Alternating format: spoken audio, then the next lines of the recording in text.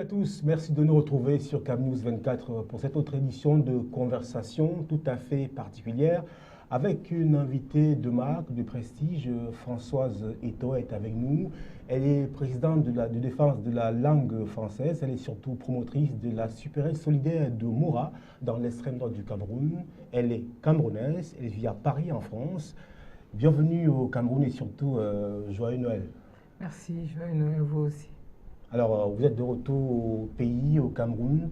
Il faudrait le souligner, nous sommes ensemble pour échanger sur un projet bien précis, la Supérette solidaire de Moura, qui est une initiative portée par vous, qui vous tient à cœur.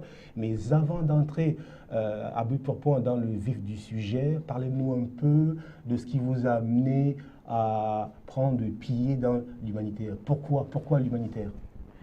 L'humanitaire m'habite parce que de par mon éducation et ma vie familiale depuis mon enfance, je vis dans le partage. C'est-à-dire j'avais des parents qui avaient toujours la porte ouverte et où les gens venaient à la maison. On n'avait pas besoin de savoir de quelle tribu ils étaient. On avait un peu de tout et tout ce monde vivait à la maison. Parfois ils arrivaient de nulle part et j'étais baignée dans cet environnement et d'empathie. Et donc, ce qui fait que je fais l'humanitaire avec mes tripes. Et puis, ça me rend heureuse de le faire, de rendre les gens heureux. C'est vrai, je ne vais pas transformer le monde, mais le peu que je peux faire, je trouve qu'on doit être utile. Alors, nous sommes dans le cadre de ce programme. Il est supervisé par Dieu le Créateur, coordination Dr Mohamedou Bayo Fadil, pour ce qui est des équipes techniques, Yves Seb Tadioufo, accompagné de Sissé Babanga et Abdoul. Alors, on revient à notre invité. Nous sommes là dans le cadre d'une invitation de l'Association de la communauté du Grand Nord, la CGN, conduite par le docteur Mohamedou Bayo Fadil. Alors, vous nous avez expliqué l'humanitaire est dans vos tripes. Vous avez grandi, baigné dans le sens du partage. Oui. Alors, aujourd'hui, parlez-nous de la supérette solidaire de Moura. La supérette solidaire de Moura me tient particulièrement à cœur. Pourquoi? Parce que depuis qu'il y a la guerre au Cameroun avec Boko Haram, moi qui vis à Paris, mais je suis les informations de mon pays tous les jours. La preuve en est que les télévisions camerounaises, je les regarde à partir de chez moi à Paris. Donc j'ai trouvé que chaque Camerounais devait s'impliquer parce que c'était très très dur pour ce pays qui m'a vu naître. Alors je me suis dit, il faudrait que je fasse quelque chose. Et quelque chose de bien, et quelque chose qui touche des populations. Voilà, et je ne voulais pas faire quelque chose de précaire. Alors, je n'étais jamais allée à Moura. Alors, j'ai pris mon avion, j'ai pris mon bâton de pèlerin, je suis venue au Cameroun, j'ai pris un autre avion qui m'a ramené sur Maroua, et je suis allée à Moura, avec ma petite idée. Et je suis allée voir le maire de Moura, je lui ai dit, je voudrais faire quelque chose dans cette ville. Il était très étonné. Il m'a dit, mais vous voulez faire quoi? J'ai dit, je viens ici parce que je veux construire une supérette solidaire. Il ne savait pas ce que ça veut dire. Il voyait une petite échoppe. J'ai dit non. Quand je lui ai expliqué ce que c'est que la supérette solidaire de Moura, qui va permettre aux femmes de Moura de pouvoir avoir leur indépendance financière. Parce que je suis une femme, une maman, une grand-mère, et je sais ce que c'est que l'indépendance financière. Avoir toujours un petit bas de laine pour pouvoir subvenir à sa famille. Donc le maire, très gentil, le patriarche Ababakar, il n'a pas cherché à comprendre. Il m'a offert un terrain, 1000 mètres carrés. Il m'a dit, si ça vous irait, j'ai dit oui. Il m'a dit, bon, il faudrait que ce terrain soit sécurisé. Ça sera à côté de la sous-préfecture. Très bien. Et puis j'ai pris le terrain et je suis parti. J'ai dit, je reviendrai vous voir. Quand je suis revenue à Moura, je lui ai ramené des vélos pour offrir aux femmes de Moura. Parce que durant mon séjour, j'ai constaté que le vélo était utile. Le vélo permettait d'aller au champ, d'aller chercher de l'eau. Dieu seul sait que l'eau est rare dans le nord avec le Sahel. Donc, je suis revenue le 8 mars de cette année-là, il y a 3 ans. J'ai offert des vélos aux femmes de Moura et aussi aux femmes de Mémé. Parce que je m'étais arrêtée dans le camp des réfugiés de Mémé. J'ai été touchée par la précarité des femmes dans ce camp, surtout pour aller chercher de l'eau. Donc, alors, c'était ma première opération, une femme, un vélo, dans le Mao Sava. Bon, je n'ai pas tout réglé, mais j'ai fait ce que j'ai pu. Alors, on revient à la supérette. La supérette solidaire de Moura, sur 1000 mètres carrés, c'est énorme. Effectivement. Voilà, mais qu'est-ce qui va se passer? Là-dedans, on aura un supermarché solidaire Après, vous avez une bibliothèque, parce que là, on retrouve la langue française. Là, on aura les petites filles du nord du Cameroun et les garçons qui vont avoir accès à la lecture. Parce que s'il y a la guerre et que nos enfants vont de temps en temps vers le Nigeria, c'est l'obscurantisme. Donc, il faut les éduquer. À côté de ça, on aura le centre multimédia, qui sera supervisé par une grande enseigne de téléphonie au Cameroun. C'est ça aussi, ces entreprises solidaires. Voilà.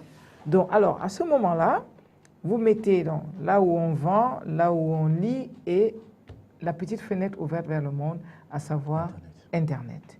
Et dans la Super S solidaire, les sponsors qui m'accompagnent, je ne vais pas les citer ici, bon, mais on va quand même les citer parce qu'ils font des choses formidables. On dirait le groupe Lafarge qui m'accompagne, qui a donné tout le ciment pour construire la Super S solidaire. Nous avons Razel qui est au Cameroun depuis 70 ans. Alors il a dit, je vais donner au Cameroun ce qu'ils m'ont donné. Et vous savez que le ciment est pris à Figui, là. Donc vous comprenez que Simencam redonne au nord du Cameroun une partie de ce qu'il prend. Ça, c'est déjà ça. Donc ça, c'est mon idée. Chacun vient dans cette affaire avec ce qu'il a.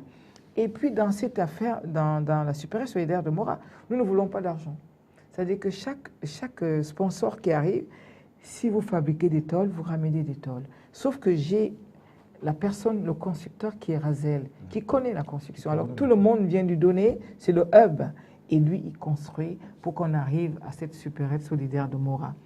Une fois que la construction est terminée, nous allons maintenant demander toujours aux sponsors de ramener des sacs de riz, des sacs d'huile, par exemple, Sodé Coton qui va donner de l'huile. Alors, une fois réunis, alors avec le maire de Mora, on va créer un comité, voilà, de pilotage. Alors, on va recruter des femmes, Dieu sait, elles savent gérer, hein, et il y aura des femmes qui vont gérer la supérette de Mora. Sincèrement, comme il y aura tout, ça va donner des bénéfices qui permettent de racheter tout, mais aussi, on va mettre un peu d'argent de côté. Ce qui fait que toutes les femmes de Mora ne pourront pas gérer la supérette, mais il y aura qui viendront emprunter de l'argent pour aller vendre, faire de la bouillie, elles savent le faire, des beignets. Donc ici, la supérette va servir de la banque des femmes. Chacun y trouvera son compte. Chacun trouvera son compte.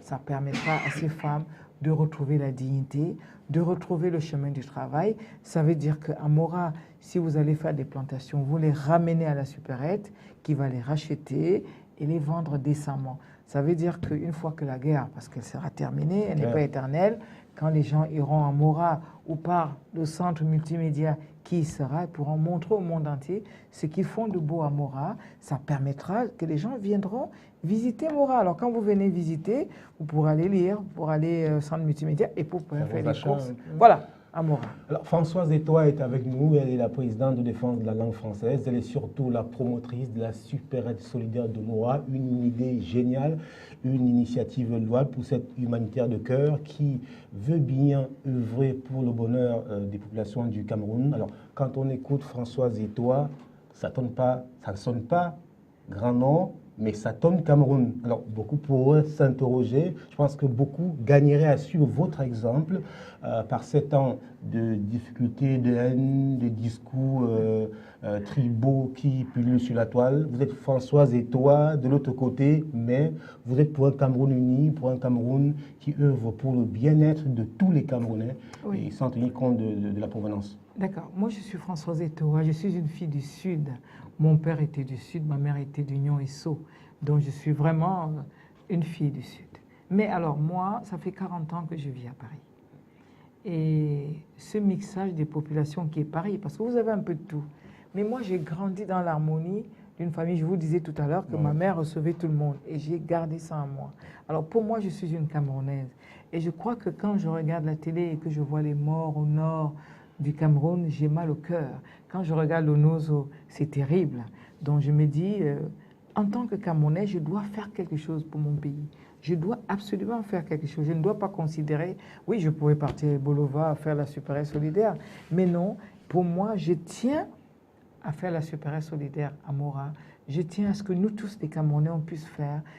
Je me dis, je peux aller... Vous savez, quand je vais à Mora, j'ai des larmes aux yeux.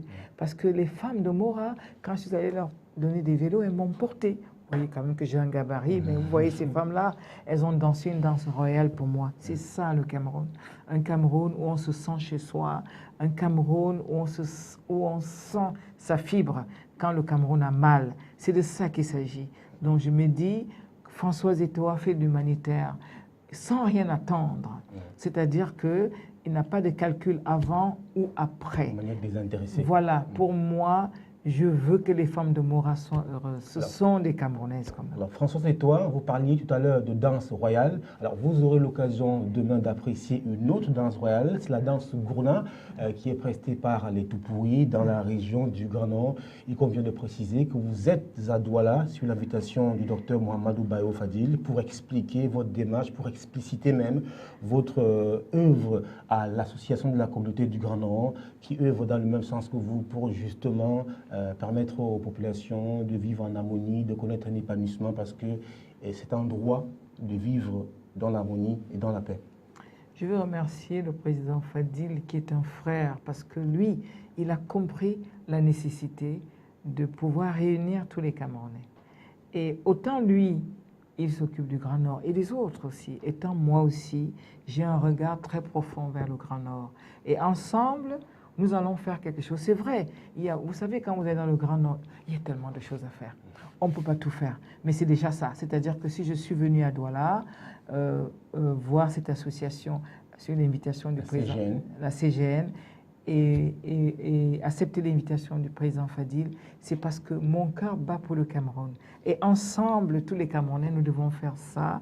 Nous devons nous mettre ensemble pour essayer de voir qu'est-ce qu'on peut faire pour notre beau pays. Donc je suis ravie de venir à Douala, de retrouver demain les frères du Grand Nord, que j'aime beaucoup, parce que quand je vais dans le Grand Nord, je mange de la bouillie. C'est-à-dire que c'est vraiment le Cameroun, quoi. Donc je suis heureuse de venir à Douala et je remercie l'équipe de m'avoir reçue. Et je pense que demain, on passera des beaux moments. Et merci encore pour tous ces adhérents de cette association. Ça veut dire que le Cameroun avance et le Cameroun est uni et le Cameroun pleure ensemble. Alors, Françoise et toi, de manière exceptionnelle, je vais vous permettre de dire quelque chose aux populations, de regarder la caméra devant vous. Vous avez 30 secondes pour parler à ceux qui vous écoutent. Alors, moi, particulièrement, je m'adresse aux femmes de Mora qui m'ont reçu. C'est-à-dire que jusqu'à aujourd'hui, je suis tellement bouleversée par l'accueil des populations de Mora. Je leur souhaite un joyeux Noël parce que le Cameroun est multiculturel.